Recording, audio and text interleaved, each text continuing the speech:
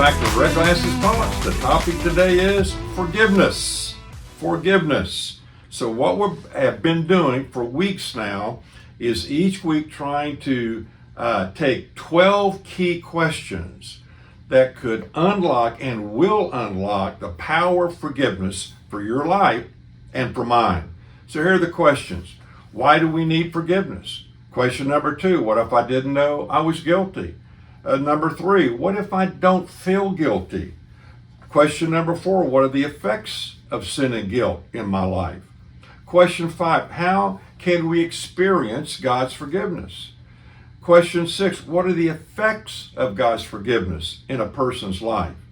Question 7, after I receive Christ and then when I sin, do I have to ask Jesus all over again into my life? Does he leave me? Question 8, what do I do with my sin after I receive Christ? And the other question would be, how many times will the Lord forgive me? Question 10, what if I don't feel forgiven? 11, once I'm forgiven, then what? And that's what we dealt with last time. Now we're finally on question number 12 in this series. Why does God offer this second chance? Why does he offer this forgiveness? There was a chaplain in a state prison, and he had put together and printed a bulletin for the service with the prisoners, and on the cover of the bulletin it showed a prisoner in prison garb and a number on the back of his shirt. He's kneeling before the cross where Jesus hangs. The caption read, "My God, I," said the prisoner, "did that." Yes, he did. And yes, so did I. And yes, so did you. We put him on that cross. So, the question is, why does God offer this second chance? Here it is. Here it is. As crazy as it sounds, he loves you. That's it. Period. He loves you. He loves you, will never stop loving you. He will never love you any more than he loves you right now. If you've never given your life to Christ, he will never stop loving you. He doesn't approve of your life apart from a relationship with him, but he loves you. And there's nothing you could do as a Christian or not a Christian, there's nothing you could do to make him love you any more nor any less than he loves you right now. But we've got to respond to that love. Let's look at Romans 5, verses 6 and 8.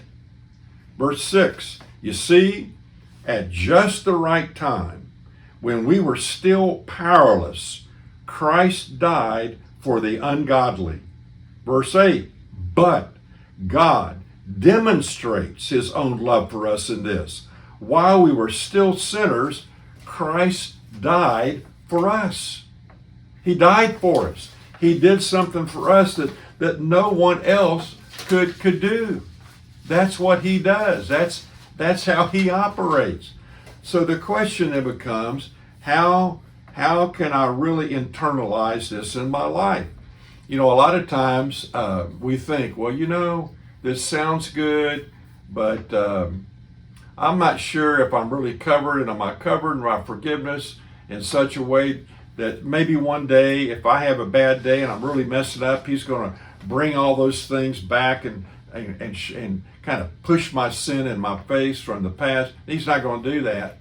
But I mean, just run this one through your mind. Think of the most embarrassing or worst sin you've ever committed. It's the one that you would literally die if anybody knew about it. Hey, you know what? We've all got at least one or more. And so here's what I want you to understand. Jesus is saying, you forget your sin because I have forgiven you, and that settles it. It doesn't get any better than that, my dear friends. It doesn't get any better than that. John 1:12, to as many as received him, that he gave the right and the privilege to become a son or a daughter of God. You have to receive his love. You have to receive his grace. And there is a very present danger, an enemy that has blinded your eyes, perhaps, if you don't know Jesus, and he doesn't want you to come to know the grace and the forgiveness and the love of Jesus in your life. So if you've never asked Christ into your life, the beginning place for all this forgiveness is giving your life, surrendering your life to him. So why don't you pray a prayer with me like this? Jesus, thank you for dying on the cross for me. Come into my life now. Clean me up. And from this day forward, help me to become the person you've always wanted me to be. Listen to this now. Once you experience Christ's forgiveness for real, you will never be the same again.